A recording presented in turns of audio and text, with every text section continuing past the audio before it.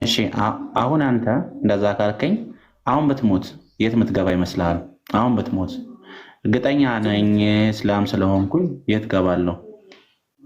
አላህ ቃል በቃል በቁርአን ላይ ሙስሊም ከሆናችሁ ጀነትን ትገባላችሁ ብሎ ቃል ገብቶልናል። ላሳየህ ማስረጃ አውጥቼ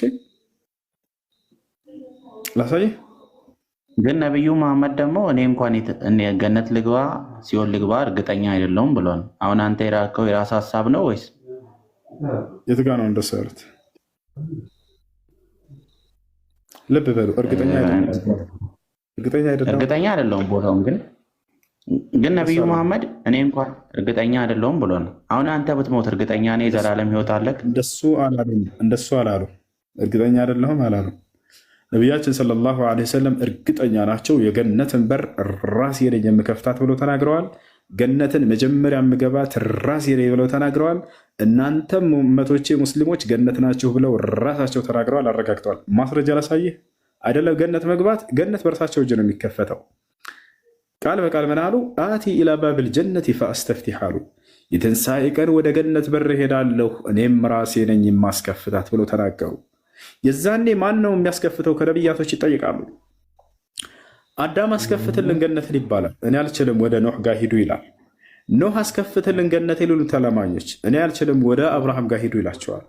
አብርሃምን ሰዎች አማኞች ገነትን አስከፍትልን ይሉታል። እኔ አልችልም ወደ ሙሴ ጋር ሂዱ ይላቸዋል። ሙሴን አስከፍትልን ገነትን ይሉታል። እኔ አልችልም ወደ መሲሁ ወደ ክርስቶስ ወደ መሲሁ ጋር ሂዱ ይላቸዋል።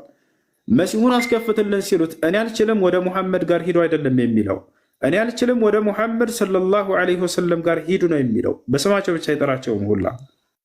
ወደ ሙሐመድ ሰለላሁ ዐለይሂ ወሰለም ጋር ሂዱ፣ እርሱ ነው ገነትን የሚያስከፍታት ዛሬ ብለው ይነግራቸዋል። ከዚያ ምን አሉ? አቲ ኢላ ባብል ጀነቲ ፈአስተፍቲሕ፣ እኔም ወደ ገነት በር ሄድና አስከፍታታለሁ ብለው ተናገሩ። ገብቶሃል? ነቢያችን ሰለላሁ ዐለይሂ ወሰለም ናቸው የገነትን በር የሚያስከፍቱት። እናንተስ ገነት እንደምትገቡ ነግረዋችኋል ወይ? አዎ ልብ እናድርገው። ቃል ነቢ ሰለላሁ ዐለይሂ ወሰለም ነሕኑ ልአኺሩን አሳቢቁን አሉ። ሐዲስ ላይ ምን አሉ? እኛ ኋለኞቹና ፊተኞቹ ነን አሉ። ምን ማለት ነው? መጽሐፍ ቅዱስ ላይ አስተውለህ ኢየሱስ ክርስቶስ ነቢዩ መሐመድ ሲናገር ምን አለ? እርግጠኛ አይደለሁም ለምን? የቱ ጋ ነው እርግጠኛ አይደለሁም ያሉት? ማስረጃ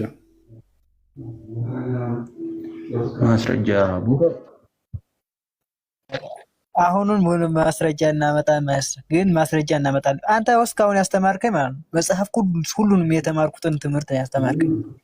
ግን አንድ ነገር ብቻ ነው አንተ አሁን ትንሽ ያላስተማርከኝ ነገር ቢኖር ኢየሱስ ክርስቶስ እሱ ምንድነው ጌታ አይደለም የሚለውን ብቻ ነው እንጂ ሌላው ሁሉ ከስነ ፍጥረት ጀምረህ መጽሐፍ ቅዱስ ነው ያነበብከው። ከስነ ፍጥረት ጀምረህ ማለት ነው። ግን ማስረጃውን ሁሉም አላሳየኝም።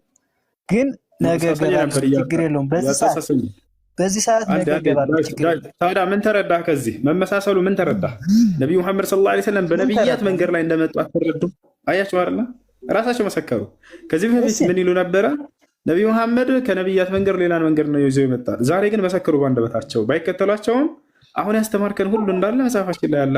ስለዚህ ነቢያችን ሰለላሁ ዐለይሂ ወሰለም ከነቢያቶች የተለየ መንገድ ይዘው እንዳልመጡ መስክራቸዋል ማለት ነው። ታዲያ ለምንድን ነው የምትጠሏቸው? ለምን አትከተሏቸው?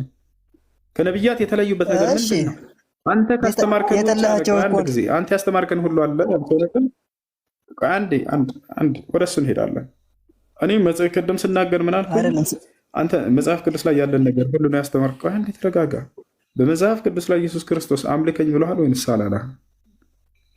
የለም ይሄ መጽሐፍ። ይሄን ደግሞ ነገ ማስረጃ እየመጣሉ ታያለህ።